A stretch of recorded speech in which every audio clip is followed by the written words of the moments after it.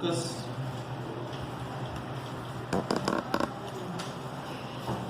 com a graça de Deus e pela graça de Deus, nós vamos estudar do versículo 49 até o versículo 53, Lucas 12.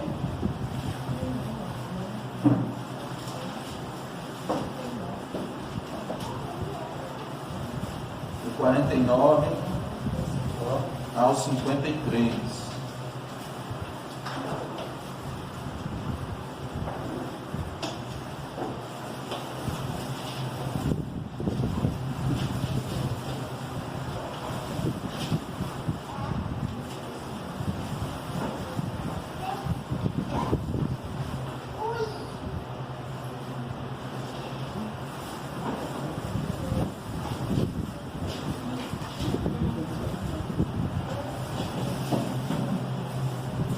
Pedir a irmão Zaqueu que faça essa leitura.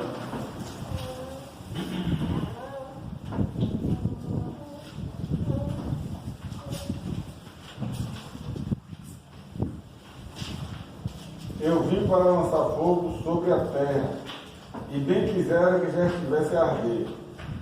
Tenho, porém, um batismo com o qual hei de ser batizado, e quanto me angustio até que eu mesmo se realize. Supondes que vim para dar paz à terra? Não, eu vou afirmo, antes divisão.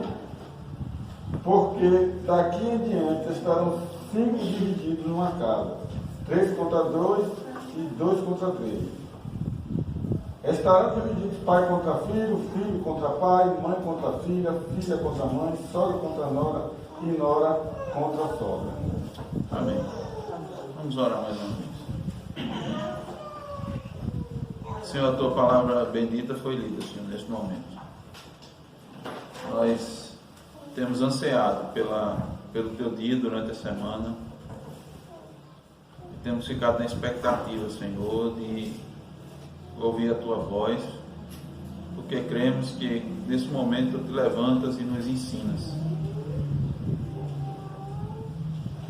Mas para aprendermos, ó Deus, para que essas palavras tenham significado, para que elas possam ser lindas, explicadas, ó Deus, para que elas possam ser aplicadas nas nossas vidas. Só com a intervenção, a ação, a obra única, exclusiva e ímpar do Espírito Santo. E nós te pedimos nesse momento que o teu Espírito age aqui no nosso meio, nas nossas vidas, ó Senhor, para que os nossos olhos sejam mais abertos, nosso entendimento, ó Deus, seja aprimorado e levado cativo, Senhor, às tuas verdades. Estamos aqui, Senhor, como muito necessitados, como famintos, ó Deus, aqueles que aguardam com muita expectativa no momento de serem alimentados e serem fartos. Que esse alimento, ó Deus, não seja como um banquete, como um maná,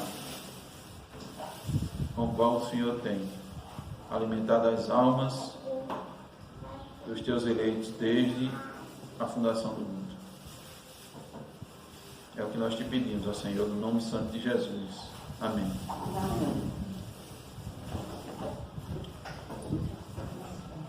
Meus irmãos, esse texto aqui é um texto que deve, como todo texto da Bíblia, né, nos levar uma atenção.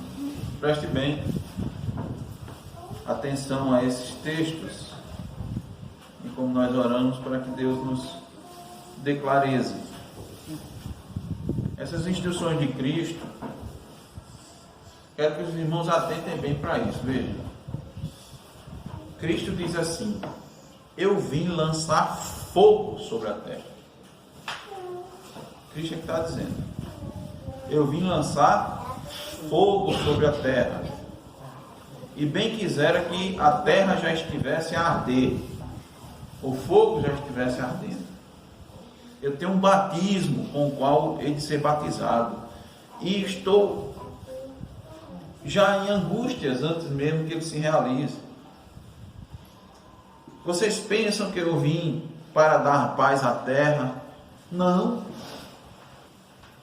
Eu vim trazer divisão.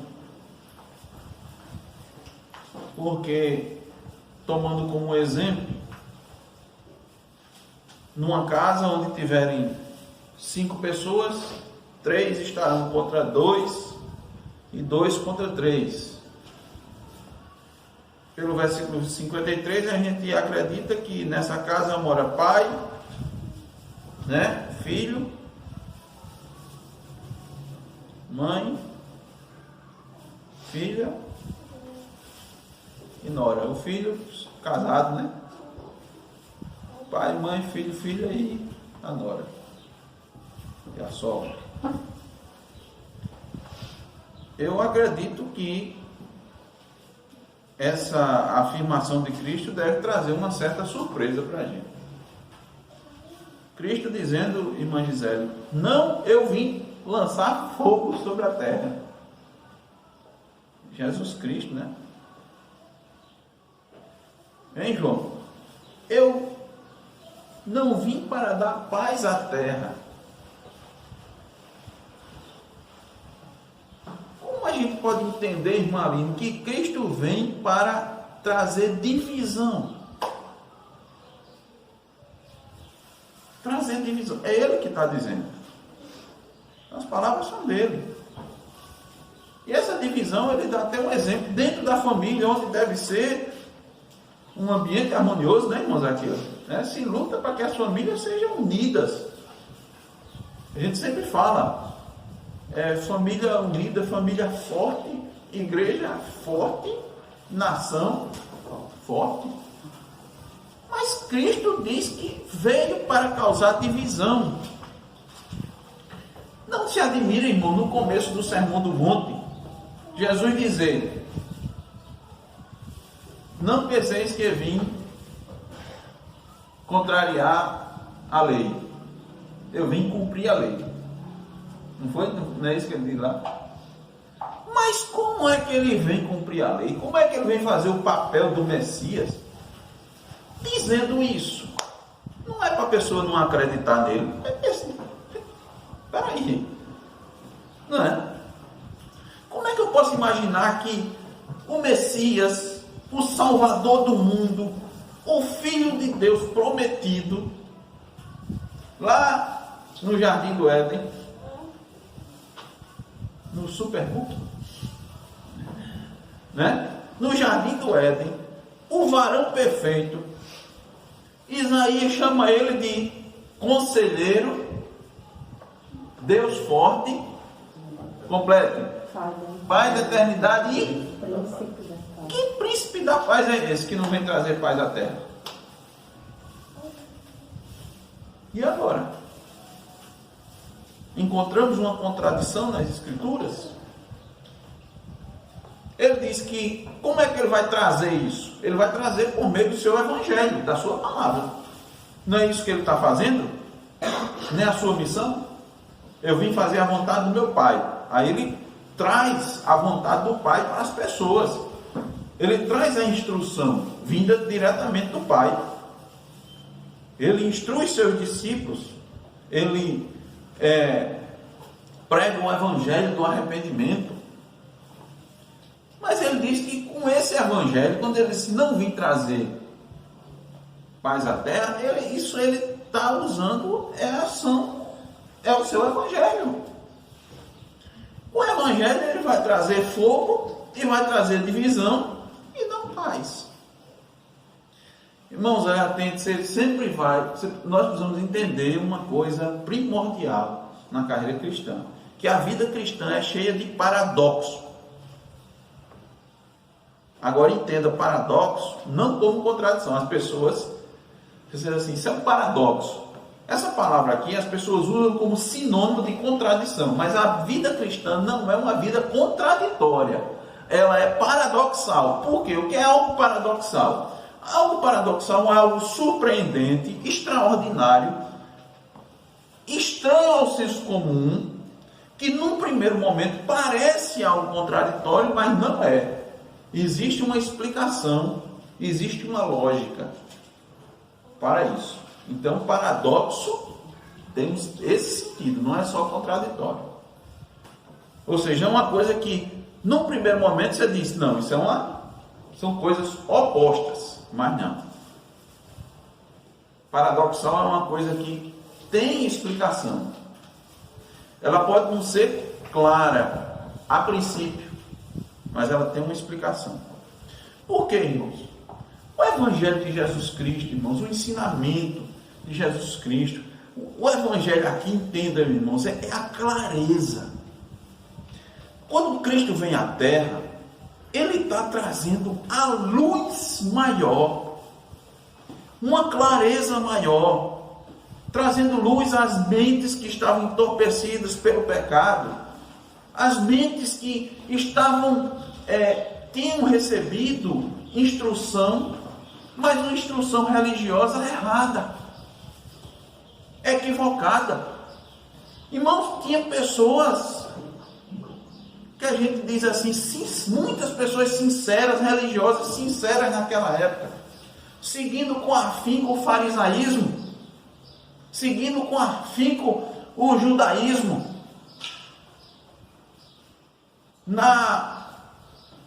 faziam parte da seita dos helenistas, estavam no grupo dos saduceus, estavam vivendo com todos os seus esforços, se esforçando para viver uma vida santa, segundo os padrões, mas estavam errados, estavam vivendo no legalismo. Nós acabamos de ler na leitura continuada aí, ai de vós, escribas e fariseus, com palavras pesadas. Esse ai é palavra de condenação da parte de Deus, da parte de Jesus Cristo. Irmãos, entendam uma coisa, preste atenção de novo, quando você ouvir farisaísmo, pense como religioso, pense como um grupo religioso e transfira isso para os nossos dias.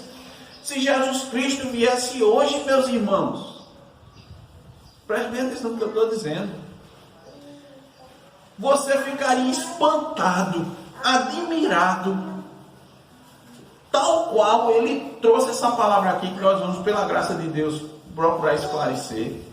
Você ficaria admirado em quantas e quantas igrejas ele ia chamar de farisaica.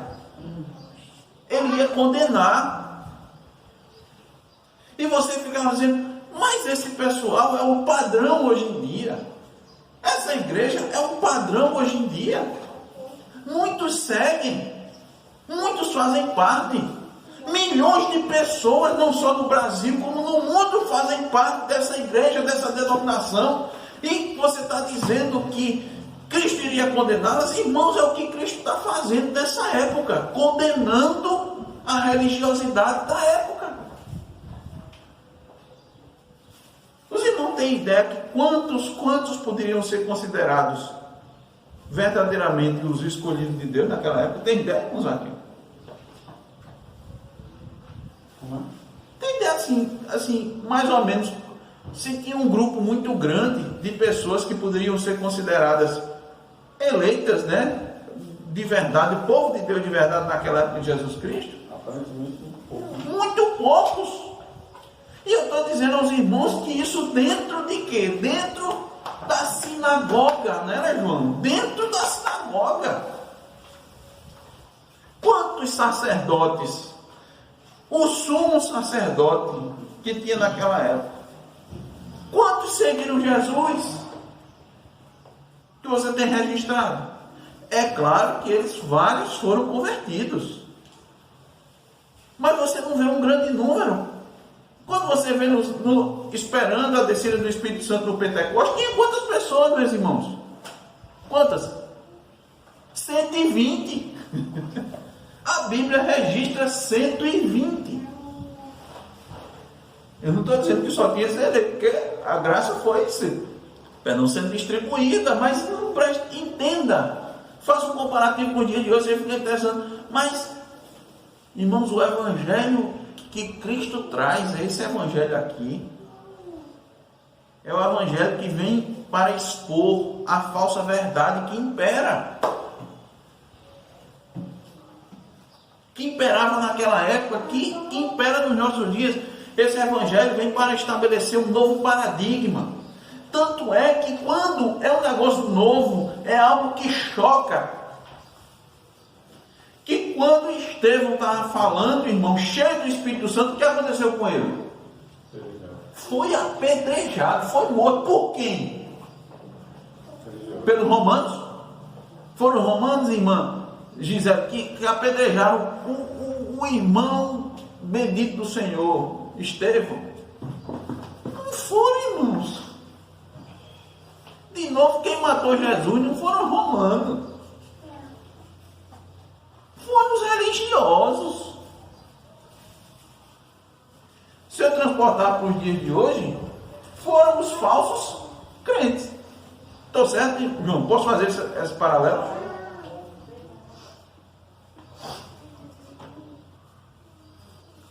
Por causa de quê? Do Evangelho. Do Evangelho. Quantas vezes Paulo não se defendeu? Paulo ficou preso por causa de quê? Do Evangelho. E quem perseguia Paulo? Quem perseguiu o apóstolo Paulo? De cidade em cidade, para onde ele ia? Procurando calar o apóstolo Paulo. Não eram romanos, irmão. Os romanos eram gente boa, não eram mesmo, né? Mas os maiores perseguidores do Evangelho eram os religiosos. Eram os religiosos. Então, irmãos, Cristo com o seu Evangelho vem para trazer luz à falsa religiosidade, ao legalismo, ao misticismo, à hipocrisia. Cristo com o Evangelho vem destruir os fundamentos da sabedoria humana e mundana. E quando essa luz vem, que ela alcança as trevas, ela causa incômodo, causa choque. Irmãos, é isso que acontece com as doutrinas da graça. As doutrinas da graça não são nada mais nada menos que o verdadeiro Evangelho sendo pregado nos dias de hoje. Aí chama de doutrina da graça, porque assim como no passado, né, fazer um paralelo, o povo de Israel, que era o povo eleito de Deus, escolhido de Deus, abandonou os ensinos dados por Deus, por meio de Moisés. Ainda os ensinos que estavam cobertos ainda por uma camada de sombra, não é isso? Os ensinos ainda vinham por meio da lei cerimonial. O sacrifício vinha, o entendimento vinha pela lei cerimonial, né? O Cristo tinha lá uma representação por meio do animal que era morto, por meio do sacerdote que fazia expiação. A santidade de Deus estava sendo representada no Santo dos Santos. Lembra-se, mano, do templo, onde tinha um lugar chamado Santo e o Santo dos Santos, que só entrava o sumo sacerdote uma vez por ano. Não sabia se saía. E não sabia se saía, exatamente, porque para mostrar ao povo, aquilo é uma demonstração da santidade, para o povo entender a santidade de Deus. Então, mas Cristo vem com o Evangelho, irmãos, que é a revelação progressiva. A gente fala revelação progressiva. O Evangelho é uma maravilha para nós. Nós não temos mais essa capa de sombra. Nós não temos mais essa representação. Nós não precisamos mais fazer esses rituais. Agora é interessante que hoje a gente não precisa fazer ritual, mas o povo gosta tanto de ritual que quer voltar para o cerimonialismo. Pessoas querem voltar para a roupa daquela época, as roupas cerimoniais. Tem ainda igreja que usa. E quando não é uma estola, né, uma roupa sacerdotal, é pastor que só prega. E como que Deus não aceitar essa pregação de outro jeito. Então, é o legalismo, né? A determinação, imposição de costumes que não tem na Escritura. Irmãos, Cristo vem com a luz, que é a luz do Evangelho da graça de Deus. Qual é o Evangelho da graça de Deus? É esse. É esse. É simples, a princípio. É muito simples. Antigamente, né, para você manifestar que era uma pessoa que temia a Deus, né, aí você seguia, né, os preceitos que estavam lá, todos da lei cerimonial, da limpeza, né, da purificação das mãos, do corpo, e tal, e tal, e tal. Hoje em dia não, é simples. Irmãos, o Evangelho é simples. Crê no Senhor Jesus, se arrepende e serás salvo. Simples. Né, Maline? Arrependei-vos, porque está próximo o reino dos céus. E eu preciso fazer o quê? Nada. Eu tenho que fazer o quê? Nada. É de graça. Mas antes precisava fazer uma coisa para ser salvo? Também não, era salvo pela graça. Aquilo dali era só para... É um modo didático para manifestar a grandeza de Deus, a santidade de Deus, Jesus Cristo, a riqueza do Evangelho, a riqueza ali do templo, a riqueza de Israel, irmãos, era uma representação do que a riqueza do reino de Deus, do reino celestial, do céu, era uma representação. Aí o povo se agarrava, né? Aí hoje em dia o povo diz assim: você é abençoado se você for próspero financeiramente. Olha, não entenderam o Evangelho da graça, não entenderam as doutrinas da graça de Deus, não compreenderam. E Cristo vem para trazer isso. Aí quem está com esse modelo na cabeça reage, diz que não, isso aí é um absurdo, está errado. Nós não ouvimos falar disso. Os rabinos não ensinaram assim. Os mestres, há quantos anos os mestres ensinavam desse jeito? Não, eu vou reconhecer que tem um ou outro ali que ensina diferente, realmente. Aí começa a lembrar dos santos, dos verdadeiros profetas, né? Mas a grande maioria não. Irmãos, os religiosos se espantam com o padrão que abandona as aparências. Os religiosos se espantam com o ensinamento que passa a focar no interior, que busca a simplicidade em tudo e abandona a pompa, a exibição, os enfeites das roupas, os enfeites dos templos. Os religiosos se espantam. O Evangelho, as doutrinas da graça, passa a ser a piedade. O foco passa a ser a piedade, a santidade, uma vida comum, atos comuns realizados para a glória de Deus. Portanto, quer comais, quer bebais, façais tudo para a glória de Deus. O Evangelho, a doutrina da graça, irmãos, deixa de enfatizar o extraordinário. Veja, o extraordinário, ele tinha um objetivo: atestar, confirmar o Evangelho. Por isso que naquela época você tinha o quê? Você tinha Paulo realizando curas, né? Os apóstolos expulsando demônios. Para quê? É um momento de transição, irmãos. Olha só, né? O Evangelho estava ali, o Espírito Santo foi derramado de forma profusa, porque isso era uma promessa que tinha, a promessa estava se cumprindo. Então o Evangelho veio com poder, veio com sinais, sim, veio com maravilhas, para atestar que dali, olha, esses homens aqui. Como é que foi que Nicodemo se aproximou de Jesus? Como foi? Lembra das primeiras palavras? Mestre. Sabemos que... Rabi, na verdade. Rabi, né? Lamento-se que tu és mestre de Israel. Por quê? Porque ninguém Quem faz essas coisas que tu faz se Deus não for com ele? Tá vendo? Para que era? Para testar, entendeu, irmãos? Aqui, ali, aquele momento. Era um momento da história da igreja importante.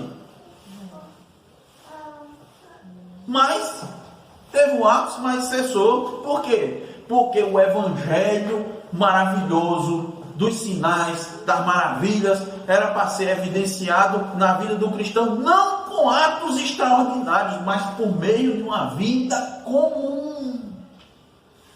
Vocês são o sal da terra, vocês são a luz do mundo, vocês vêm para salgar, vocês vêm para dar exemplo, vocês vêm para pregar o evangelho, vocês vêm para sofrer pelo evangelho, vocês vêm para imitar a vida do seu Senhor e Salvador Jesus Cristo. Uma vida de simplicidade, uma vida de pompa. Agora faz o bem a todos. Ora, dá pão, né? Dá pão, dá peixe, ajuda. Quer ver maior manifestação do poder milagroso do Evangelho da Graça? Você ser maltratado, pisoteado, seu nome ser jogado na lama. E quando essa pessoa que fez tudo isso com você precisar de você, você fazer o bem a ela. Isso é muito mais, irmãos. Isso representa o poder do Espírito Santo na nossa vida, muito mais do que a gente orar e uma pessoa ser curada por câncer. Representa muito mais. A pessoa diz: rapaz, fulano, rapaz, fizeram mal a fulano, rapaz. Por quê? Porque isso vai contrário à nossa natureza humana. A nossa natureza humana é do pecado, é da vingança, é de pagar o mal com o mal. E só quem paga o mal com o bem é aquele que foi transformado. É aquele que o Evangelho da graça de Deus habita na vida dele. Ele não paga o mal com o mal, ele paga o mal com o bem. Ele ama seu inimigo. Ele não entendia ele não entendia esse Evangelho, não. Eles entendiam olho por olho, dente por dente e errado. Da forma errada. Eles queriam fazer justiça com as próprias mãos. Jesus Cristo disse: não, esse texto aí, essa passagem aí, não é para fazer justiça com as próprias mãos, não, meu querido. Eu vou trazer aqui o entendimento correto. Nem naquela época, irmão, nem na época do Antigo Testamento era para você se vingar, não. Em nenhum lugar tem isso, dizendo que é para você fazer vingança, não. Então, irmãos, o Evangelho da Graça sai desse extraordinário, dessas coisas assim, e passa a fazer com que o homem comum realize realmente coisas extraordinárias na sua vida. Viva uma vida de contentamento, viva uma vida para a glória de Deus, para o reino de Deus. Aquele menino vive o quê? Rapaz, aquele menino, mas é um seguidor de Jesus Cristo mesmo. Aquela criança é uma criança, só os pais dela, você vê, o comportamento dela é diferente, o jeito dela é diferente, a maneira de falar dela é diferente. Qual é a diferença? É porque ele faz coisas extraordinárias? Não, porque a vida comum dele manifesta isso. A diferença nas coisas comuns, olha, no comum, na escola, na vizinhança, os outros agem assim, ele age assado. Qual é a diferença? O Evangelho da Graça na vida dele.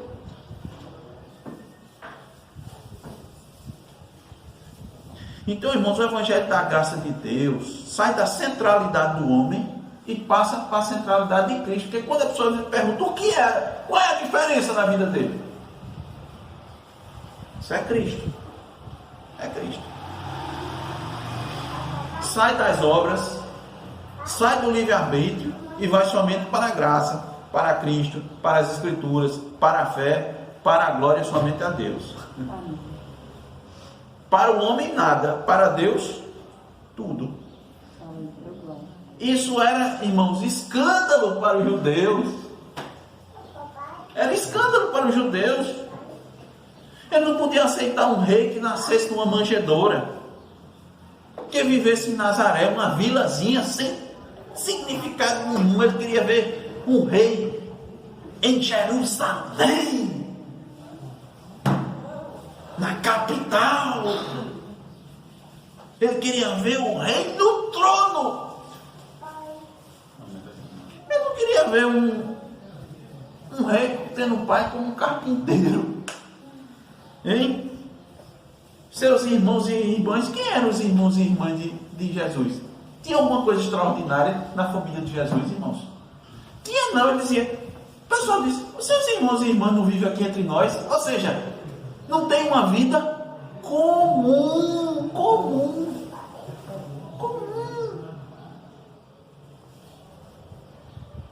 Eles queriam o libertador da opressão de Roma e não o libertador dos pecados. Eles queriam manter a tradição oral, a Torá oral. Eles queriam manter. Eles queriam manter o cerimonialismo, o ritualismo. Não queriam a espiritualidade cristã. Isso era, irmãos, escândalo para os judeus. Era também loucura para os gentios. O evangelho da graça de Deus é loucura para os gentios. Por quê?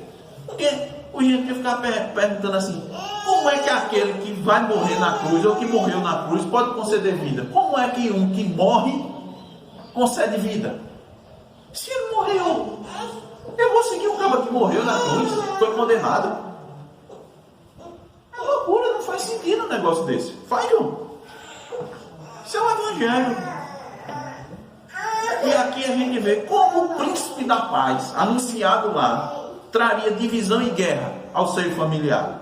Isso é loucura. Entende, irmãos?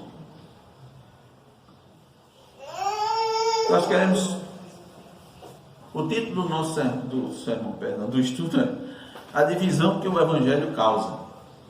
A divisão que o evangelho causa. Eu quero responder a seguinte pergunta: por que o evangelho causa divisão? Eu estou dizendo que o evangelho causa divisão porque Cristo disse: eu vim. Vamos lá. Qual versículo diz assim? 49. Certo, começa no 49. Mas o 51 diz: supondes que vim para dar paz à terra? Não, eu vos afirmo, antes divisão. Por que o evangelho causa divisão? Em primeiro lugar, porque ele vai trazer divisão, porque por meio de Cristo ele traz fogo à terra. Ele traz fogo. Aí vamos para o 49, a parte A. A primeira parte diz assim: eu vim para lançar fogo sobre a terra.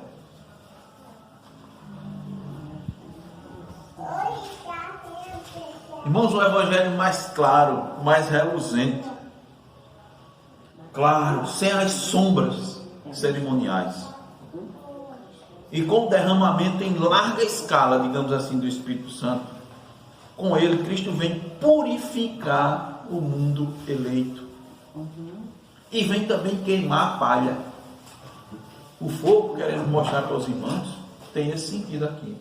Quando ele diz: eu vim trazer fogo, nós entendemos que Cristo está, por todos os outros textos da Bíblia, fogo, irmãos, normalmente na Bíblia está ligado a duas coisas. Normalmente está ligado a duas coisas: a purificação e a condenação. Normalmente, né, irmãos? O ouro é refinado aonde? O fogo. No fogo, é tirado das impurezas. Então, quando Cristo diz: eu vim trazer fogo sobre a terra, nós estamos fazendo aqui esta interpretação. Tá? Por quê? Por que fazemos isso? Porque esses são os dois efeitos do evangelho. O evangelho só causa dois tipos de efeito, irmãos: ou salva ou condena. Então, o evangelho pregado, o fogo pregado por Cristo Jesus e espalhado pelos seus súditos posteriormente à sua morte, porque ele disse: vocês vão fazer obras maiores do que eu fiz. Mas havia um momento da consumação, e Cristo aqui está perto da consumação. A consumação é a cruz, né? E posteriormente sua morte, mas também sua ressurreição, né? Ele ressurgiu. E veja que o pessoal fake news já tinha naquela época, né, Zaqueu? Quando os soldados foram, o pessoal lá disse, eles disseram: olha, não diga que roubaram, viu? Não diga que o túmulo está vazio, não, senão eles vão acreditar, o povo vai acreditar que ele ressuscitou. Diga que roubaram, diga que tiraram. Já espalhou a falsa notícia. Os que verdadeiramente creram, né, eles estavam convictos que Cristo ressuscitou, e ele mesmo apareceu, né? Os discípulos de Emaús estavam tão... Olha, irmão, como é que a situação da época deixa a pessoa cega? A gente fica olhando para a situação do momento e a gente cega para as promessas. Cristo andando com os dois homens e conversando com ele. Por que vocês estão assim? Por que vocês estão desse jeito? Ele: meu amigo, você não sabe não o que foi que aconteceu. Jesus Cristo não foi, está lá, foi morto.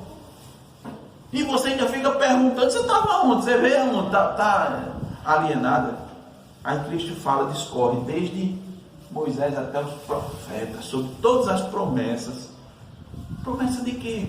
Da ressurreição dele mesmo. Aí veja, só quando, né, o Espírito Santo dá uma palavra, um clique assim, ele: rapaz, como é que a gente pode, esse tempo todinho ele falava, o coração ardia e a gente não entendia. Meu Deus, aí voltaram na mesma hora. Voltaram na mesma hora para se encontrar com eles, com os discípulos lá, e dizer que Jesus Cristo tinha aparecido. Então, os efeitos do Evangelho, irmãos, o Evangelho de Jesus Cristo salva ou condena. Então, para os salvos vem um fogo sobre a terra, vem um fogo. Que fogo é esse? O fogo purificador. O fogo purificador, por meio do lavar regenerador do Espírito Santo. Tito 3:5. Para os perdidos vem o fogo revelador do juízo.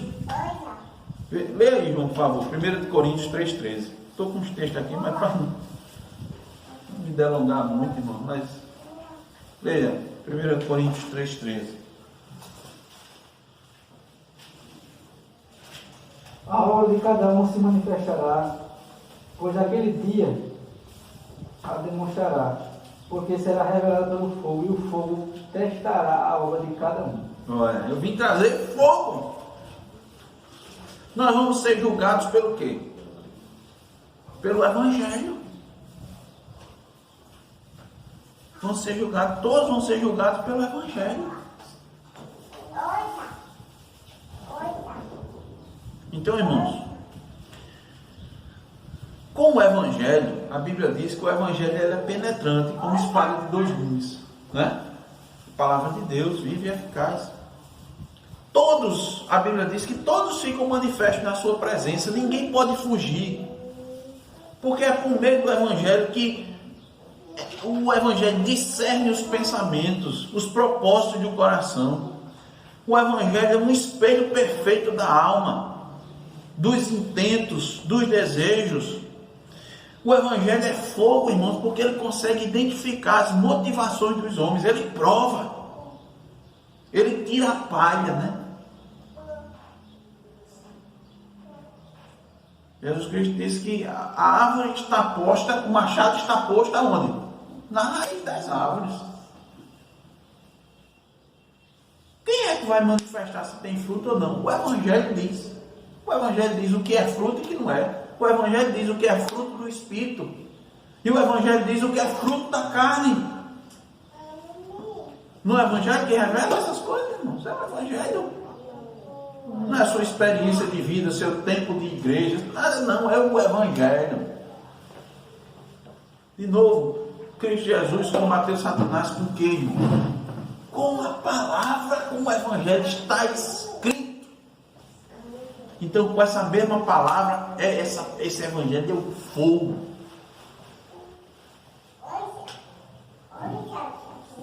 Ele vai identificar as motivações do coração.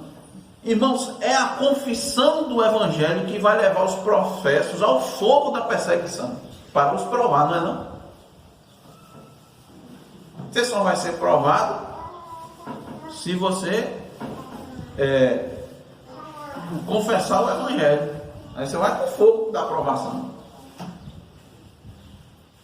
Você vai passar pela tribulação, senão você vai ficar do lado dos que tem a marca da besta. Você não tem a marca do Evangelho, você tem a marca da besta. Não, isso aqui é dos nossos.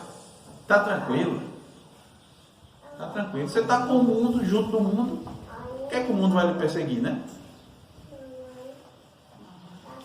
Irmãos, por meio do Evangelho, Cristo traz o julgamento dos ímpios. Porque o Evangelho vai manifestar as obras más dos perversos. Não vão mais poder se esconder por trás da hipocrisia e da falsa religiosidade. Vamos ler o profeta Isaías aqui, acompanha aqui comigo. Isaías 66, do 15 ao 16, diz assim: Pois eis que o Senhor virá em fogo, e os seus carros como um torvelinho, para tornar a sua ira em furor e a sua repreensão em chamas de fogo, porque com fogo e com a sua espada entrará o Senhor em juízo com toda a carne, e serão muitos os mortos da parte do Senhor. Eu vim para lançar fogo, promessa de profecia de Isaías. Eis que o Senhor virá em fogo. E o Evangelho, irmãos, vai trazer o julgamento principalmente da cruz. Todos aqueles que rejeitam a cruz, que se envergonham da cruz, serão julgados culpados da morte de Cristo na cruz. E este julgamento será concretizado, como nós falamos, na sua morte, que ele já almeja acontecer. Veja aí, nós lemos só o 49 a parte A, veja o 49 a parte B. Na revista atualizada, leia aí, irmão Zaqueu, por favor. E bem quisera que já estivesse a arder. Olha, que bem quisera, ou seja, esse julgamento está próximo para acontecer na cruz. E os 50? Tenho, porém, um batismo com o qual hei de ser batizado. E quanto me angustio até que o mesmo se realize. Então Cristo estava ansiando pelo tempo em que deveria sofrer e morrer. Tendo em vista o que, irmãos? A concretização da sua obra. Cristo tinha dois sentimentos, era humano, tá certo, irmão? Ele era humano. Então ele estava lá no jardim de Getsemane e ele transpirou sangue. A pessoa nessa angústia? Só nessa angústia? Sangue, porque ele ia receber os pecados do seu povo sobre si.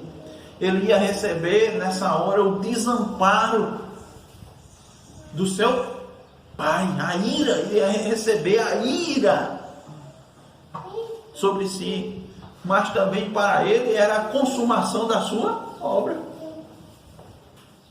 Então, o resultado do seu sofrimento seria a salvação do seu povo, né? Então ele ia cumprir a sua obra ali na terra. Mas ele ia para o céu, continuaria como era homem, verdadeiramente homem, ele continuava lá intercedendo por aqueles que ficaram, né? Ele ia estar lá como advogado, defendendo os seus. Então, o resultado do seu sofrimento seria também a vitória sobre a morte. Né? Ele ia vencer a morte. Vencer a morte. Como a cruz também era loucura para os gentios seriam julgados por não crerem na obra de Cristo consumada na cruz. Então, irmãos, por que o Evangelho causa divisão? A primeira, porque por meio dele Cristo traz fogo à terra. Ele divide o fogo purificador e o fogo da condenação. Em segundo lugar, só temos dois. Por que o Evangelho causa divisão? Porque ele separa os salvos dos perdidos. Versículo 51, leia, Abraão, por favor. Supondes que vim para dar paz à terra? Não, eu vou afirmo, antes divisão. Então vejam, essa posição difícil de entender. O Cristo dividindo em vez de unir. Cristo dividindo em vez de unir. Oh, meu Deus. O que é isso? Jesus Cristo, um homem manso, um que amou, um que se compadeceu, que curou ímpios e crentes, né? Ele curou ímpio, eu curou.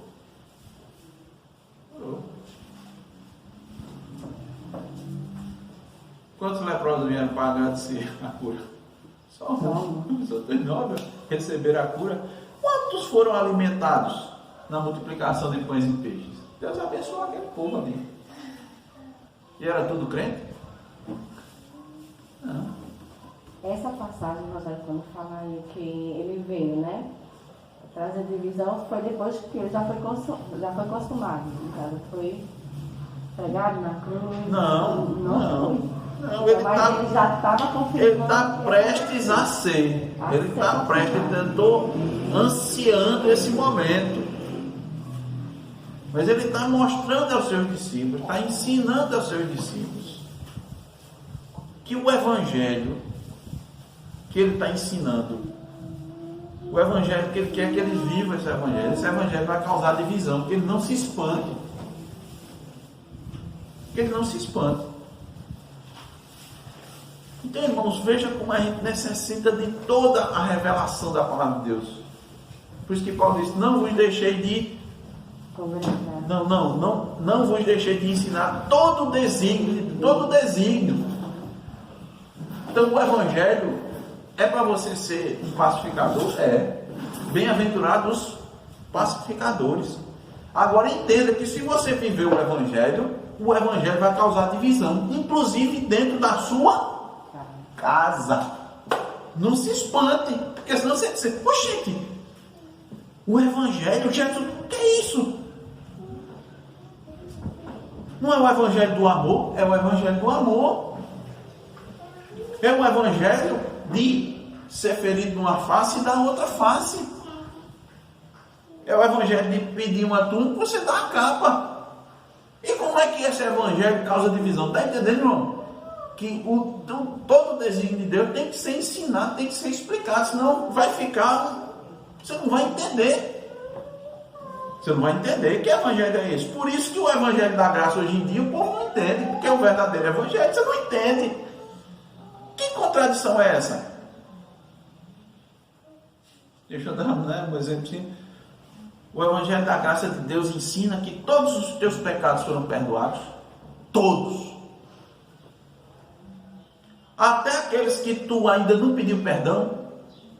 Todos. O Evangelho da graça diz isso, ensina isso. E desse jeito tu tá.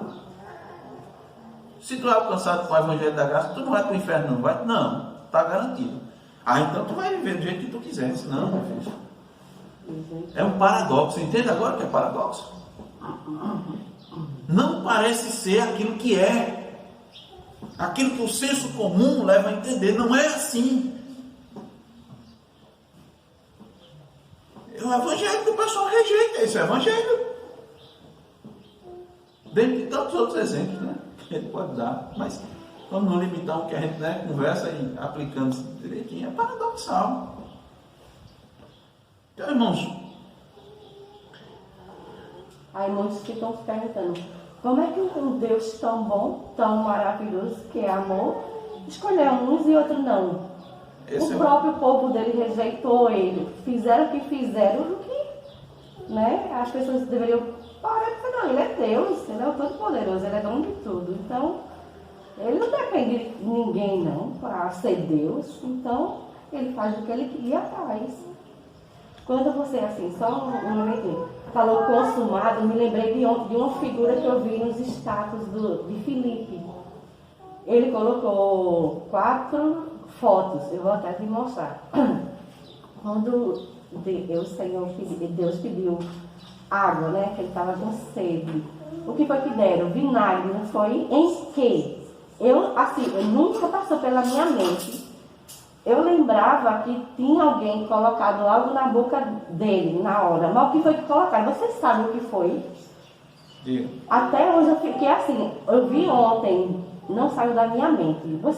Acho que eu vi ele limpar cocô dentro do vaso, que a gente lava o vaso. Aquilo lá era uma esponja. Tem todas essas figuras. Eu estou assim, abismada. Eles encheram de vinagre, foi o que colocaram na boca de Deus. De lá, ele pedindo água. E a gente ainda quer ser mais que... Mas rapaz, a gente crucificou nosso Deus. Ele morreu por nós. Nossos pecados, ele ainda sabe o que fizeram por ele. Eu estou assim, abismada. Por isso que eu vi ontem. Né? Eu disse, meu Deus do céu. Que absurdo. Então, né, são coisas que a gente vai aprendendo e vai dizendo, meu Deus, me perdoe. Viu? Porque... O Evangelho da Graça mostra que a gente estava junto com Pedro negando Jesus 3 vezes. Que a gente estava esbofeteando o Senhor. Que todas as vezes que a gente ouviu na nossa vida o Evangelho e rejeitou o Evangelho, a gente estava dando as costas para o próprio Deus. A gente já zombou do Evangelho. A gente já zombou dos profetas, dos pregadores, sem nem ter proferido uma única palavra. É só você ouvir o verdadeiro Evangelho e dentro de você rejeitar. Só. Então veja que é uma coisa interna. É simples, não precisa esbravejar, né? Não precisa com a boca, né? Maldizer. Não, interno, dentro. O verdadeiro Evangelho, o verdadeiro de Cristo trazia fogo à terra porque ele separava os salvos e perdidos. Não era difícil entender, irmãos, porque muitos judeus e cristãos estavam esperando um período de paz com a chegada do Messias. Não é difícil entender. Por quê? Porque a lembrança das profecias, como em Isaías, podiam estar permeando as suas mentes. Eu vou ler só um trecho de uma das profecias. Está lá em Isaías 11. O versículo 6 diz assim: o lobo habitará com o cordeiro, e o leopardo se deitará junto ao cabrito. O bezerro, o leão novo e o animal cevado andarão juntos, e um pequenino os guiará. Você imaginou o bezerro andando com o leão novo e um animal cevado e uma criancinha levando eles? Essa é a promessa de Isaías. A vaca e a ursa pastarão juntas, e as suas crias juntas se deitarão. O leão comerá palha como boi. Aí, né? Leão comendo palha como boi? Leão com carne. Não se fará mal nem dano algum. Versículo 9. Em todo o meu santo monte, porque a terra se encherá do conhecimento do Senhor, como as águas cobrem o mar. Então, eles estavam esperando isso. Eles estavam esperando esse tempo de paz com o Messias. Aí o Messias vem e cadê a paz? Parece que piorou a coisa. Parece que inflamou. É o Evangelho da Graça, irmão. Quando chega, o Evangelho da Graça, quando chega, parece que bagunça, irmão. O Evangelho da Graça, quando chega, bagunça a igreja. Causa divisão dentro da igreja. Olha, quando não se pregava isso, era uma tranquilidade aqui na igreja. Todo mundo, ninguém ficava com essa coisa lá. Agora é um irmão falando com o outro, e estudando a Bíblia e questionando. E perguntando as coisas ao pastor, e o pastor aperreado, suando. Perguntando por que motivou Satanás para se revelar a Deus. Brincadeira. Então, quando o evangelho da graça chega na igreja, ele causa divisão. Aí o cara diz: isso é uma heresia, tá vendo? Se fosse de Deus, não causava divisão, causava união entre os irmãos. Mas Cristo disse que causava divisão. Cristo disse que veio trazer fogo. Ele traz divisão, irmãos, porque ele separa o falso evangelho do verdadeiro evangelho. Amém. Ele vem, porque quando é pregado o verdadeiro evangelho na palavra, começa a aparecer o joio que não aparecia antes, que não se via antes. Ele começa a causar divisão porque tem uns que vão buscar santidade, vão buscar uma vida piedosa, e outros que não querem abandonar os seus pecados, querem continuar vivendo do mesmo jeito. E o evangelho denuncia, a pregação verdadeira denuncia, porque o pastor agora não vai ficar escolhendo mais texto, ele vai pregar todo o desígnio de Deus, ele vai pregar toda a escritura. É isso. Então, eles estão esperando um rei judeu, um pacificador, que vai sentar no trono, ia congregar todos os povos. Não é assim que os judeus hoje em dia estão esperando o Messias? Ele vai chegar, ele vai sentar no trono, ele vai chamar os judeus de toda a terra, e ele depois vai congregar os povos. Nunca vai acontecer isso. Não do jeito que eles estão falando. Eles vão congregar os povos eleitos de todas as nações, língua, onde tiver espalhado, ele vai vir para o seu reino. Amém. E vai separar, causar divisão. Quem não crê será condenado. Vai causar divisão.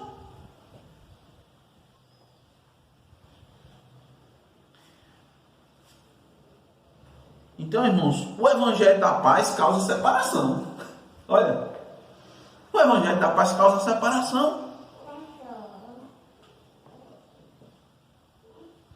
Por mais que Cristo disse: bem-aventurados os pacificadores, mas os pacificadores são aqueles que pregam o evangelho da graça, que causa divisão.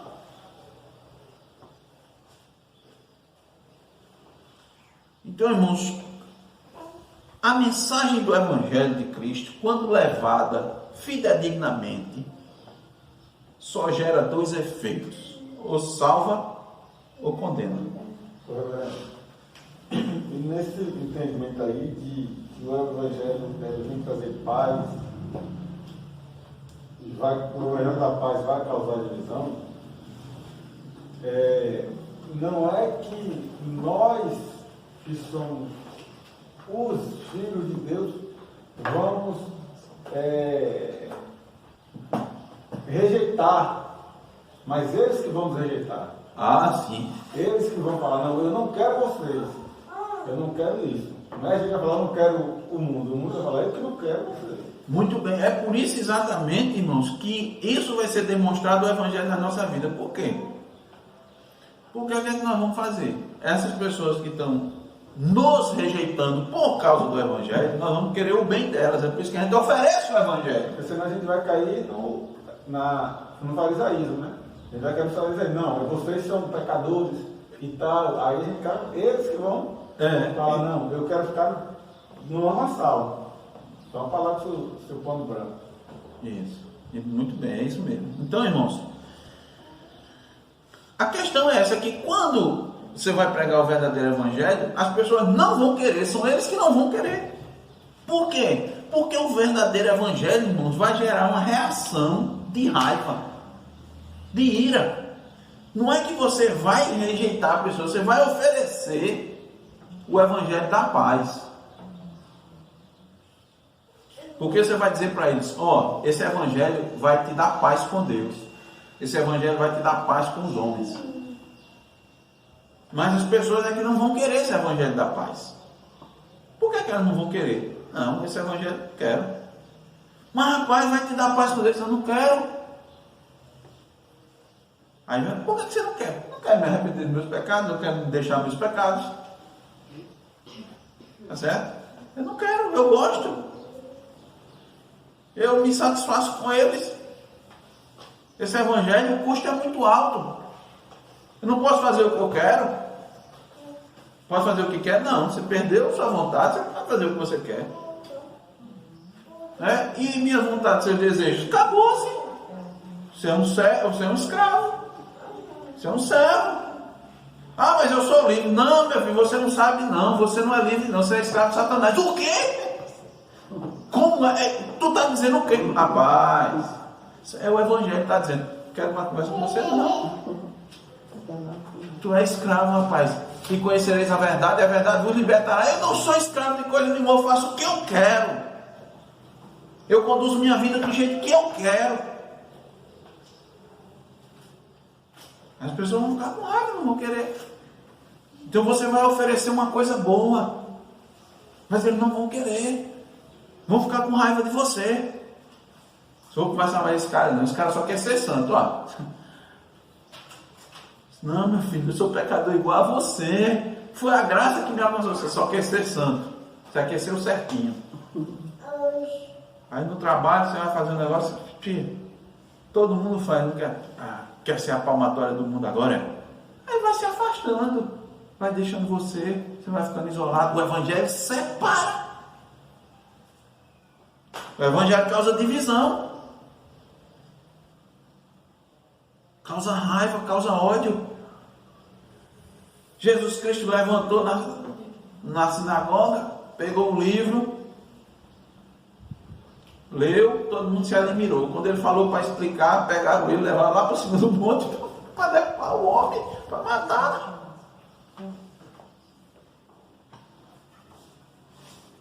Não há como haver paz entre luz e trevas, irmãos. Não há. Não há. Então, olha, quando você estiver falando o evangelho para qualquer pessoa, tenha certeza dessa verdade. E saiba que alguns mitos vão cair por terra. Muitos mitos vão cair por terra. Quando vamos aprender do verdadeiro evangelho. Deixa eu só citar um mito aqui.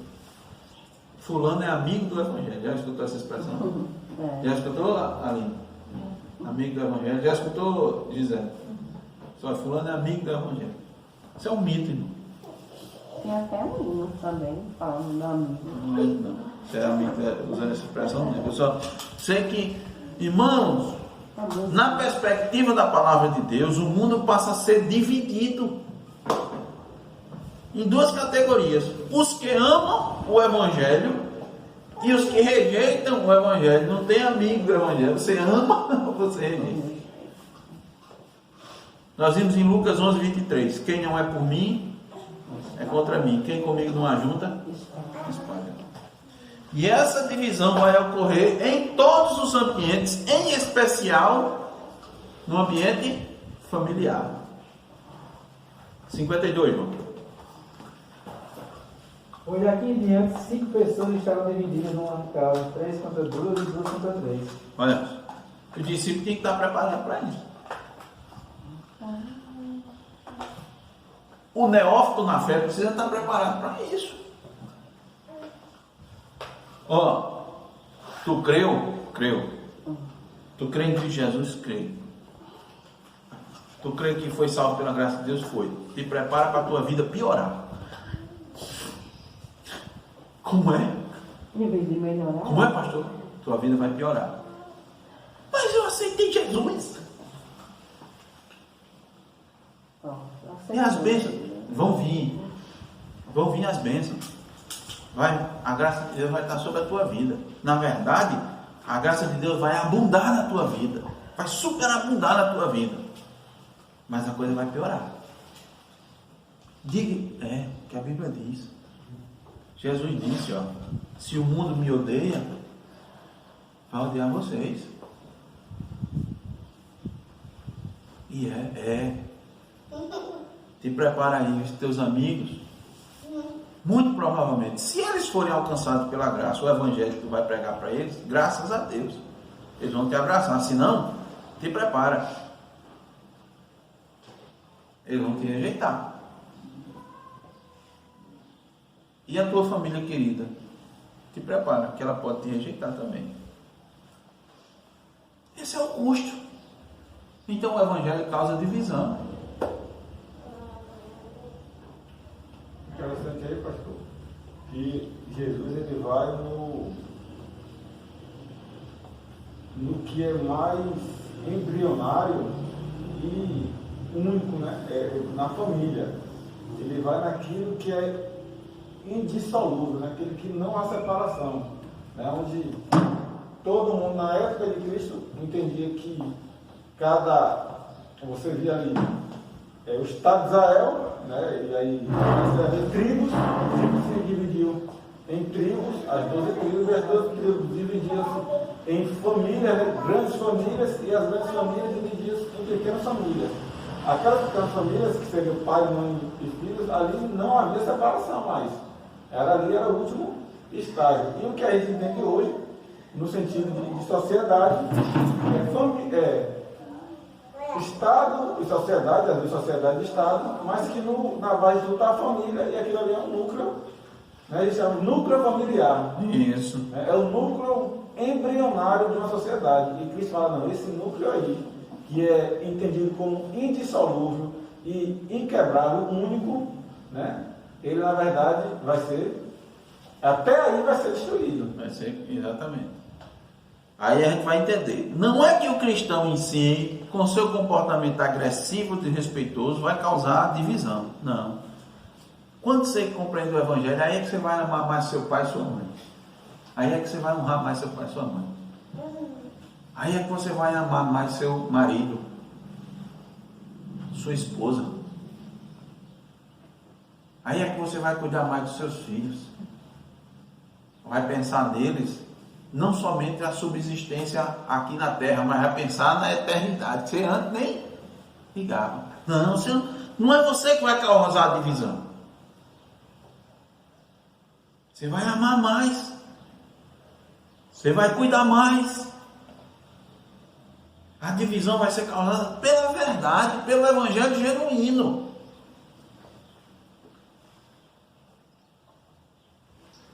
Você não precisa abandonar sua casa por conta disso. Eita, quem não vai evangelho, eu vou sair de casa porque só eu estou crente. Não, pare. Quem disse isso? Está escrito aonde? Lugar nenhum. Mas rapaz, em casa está difícil. Rapaz, meus pais estão... Ame. Dentro de casa. A não ser que você seja expulso. Aí, paciência, né? Deus vai dar graça para você viver, mas você vai amar seu pai, você vai amar sua mãe, seu irmão. E um pergunta aí, pastor, que muita gente também confunde esse evangelho adocicado e kisuke, né? Mentiroso, e que está, na verdade, aí, como o senhor falou, né? As igrejas lotadas, mas que o amar é concordar, né? Não, concordar. Seu pai está lá, sua mãe, sua esposa, seus filhos cometendo, não, mas a Bíblia diz que eu tenho que amá-lo. E a Bíblia disse, e é verdade, tem que amá-lo. Mas amar não é botar panos quentes ou fingir que não está errado. Amar, pelo contrário, é você ver a pessoa cometendo o pecado, cometendo o crime, e você fala, você está errado. Não segundo a minha palavra, a palavra de Deus, para ser assim. E aí a gente vê hoje. E aí você vê igrejas lotadas, né? Até eu terminei de ler um livro, certo ponto problemático, certo? Né? Veja de tudo, aprende de tudo, mas rependo que é bom, né? Então, mas que o cara falou uma coisa interessante, assim, em perspectiva histórica, que na década de 70, 80, o divórcio dentro da igreja era algo, né? Assim, as pessoas rejeitavam em todos os sentidos. Tinha um desquite, né? Onde as pessoas viviam separadas, mas dentro de casa, ali, cada um no seu quarto, mas aparentemente, né? E aí ele disse que hoje as igrejas já conseguiram superar, as pessoas já se separam e assim, e vivem dentro da igreja tranquilamente agora. E vive bem com o outro lá, com outra família, vive bem esse negócio. Exatamente. E esse é o tipo de evangelho adulterado, um falso evangelho, né? Isso é uma clara evidência de um falso evangelho, mas que essas igrejas que compreendem assim, né, entre aspas, né, esse negócio, estão cada vez mais lotadas, porque as pessoas falam, não, aquela igreja ali, da graça ali, do evangelho da graça, ela é contra, mas essa daqui, inclusive, tem muito mais gente, muito mais alegre, as pessoas estão muito mais felizes. Eu me sinto melhor. Eu me sinto melhor aqui, eu vou aqui. Então, isso é um perigo, porque as pessoas vão entender que tem que amar todo mundo e eu tenho que concordar com tudo que ela faz, porque senão eu estou sendo preconceituoso, estou sendo isso, estou sendo aquilo. E não é o evangelho de Jesus Cristo, o evangelho de Jesus Cristo é o de amor. Exatamente. Nós vamos concluir com isso, irmãos. Então, a questão da divisão é que o evangelho agride o ego. Irmão, não tem coisa, olha, o ego é um negócio assim, ó, o nosso eu, a nossa soberba, o nosso orgulho. É uma coisa que o evangelho bate, meu irmão. Mas bate com força. Bate com força. Então ele agride. Ele nos agride, mas agride para o bem. Deus não agride para o bem. É o evangelho que vai fazer isso. Então não sou eu que vou agredir o outro com o evangelho. Não. Não vou agredir o outro com o evangelho. O evangelho é que vai agredir. Ele vai denunciar o pecado. Ele vai denunciar a incapacidade humana de fazer qualquer coisa para se salvar. O evangelho genuíno vai dizer que o homem nasce em total depravação, sem fé, como um miserável espiritual, que seus esforços não servem nada para a salvação, e isso vai ferir. Isso vai ferir. Concluindo, irmãos, vamos concluir.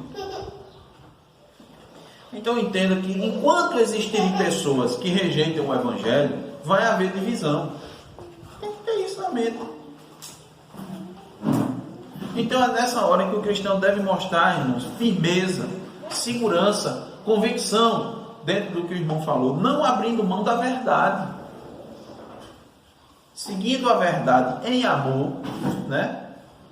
Seguindo a verdade em amor, mas não abrir mão da verdade, não importa quem seja, inclusive seu parente mais próximo. O parente mais próximo que você tem é seu marido, sua esposa, porque são uma só carne. Você não abre.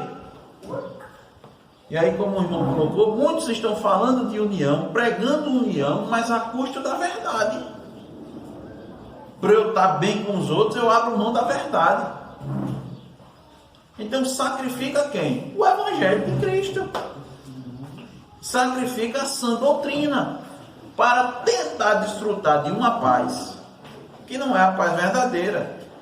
Na verdade, deixa cada vez mais unidos, mais firmes, mais fortes. Ajuda, né? Mas se compadecem uns dos outros. Então, irmãos, não fique desestimulado por aqueles que acusam o evangelho e a sã doutrina de serem a causa de brigas e contendas dentro da igreja e entre irmãos. Vou repetir. Não fique desestimulado por aqueles que acusam o evangelho e a sã doutrina de serem a causa de brigas e contendas entre igrejas e irmãos. Continue firme na verdade, porque as divisões vão sempre ocorrer até Cristo voltar. Somos enviados como ovelhas para o meio de lobos. Então você tem que ir como ovelha, você não tem que ir como lobo, tá certo? Tem que ir como ovelha. Cristo vai cuidar de você. Agora pode ser que você morra, mas Jesus disse, qual o problema de morrer? Você tem algum problema em morrer? Se você tem algum problema em morrer, você não pode ser discípulo de Cristo. Se você tem algum problema com a morte, você não pode ser discípulo de Cristo. Porque Cristo disse que quem amar a sua vida, perderá. E é vida mesmo, vida, né? Da forma mais ampla que a gente puder. A vida biológica e a vida, a condução da sua vida. A direção da sua vida. Quem quiser cuidar da sua vida, sozinho, do seu jeito, está perdido. Irmãos, o culpado pela divisão é o pecado, não é o evangelho. É o pecado. Nós temos que lembrar. E a perspectiva é essa. O dia onde as divisões não mais vão ocorrer está próximo. O dia está próximo. A vinda de Cristo está próxima. E aí, nós vamos gozar da completa paz. Mas isso é apenas para aqueles que abraçam o Evangelho genuíno de Jesus Cristo. Portanto, finalizando aqui com 1 Coríntios 4:2, o que se requer dos despenseiros é que cada um deles seja encontrado fiel. Fiel ao quê? Ao Evangelho. Nós somos dispenseiros. Fiel ao Evangelho. Qual é o Evangelho? O Evangelho que causa divisão. Que Deus nos faça entender a sua palavra, irmãos. Amém. Vamos orar.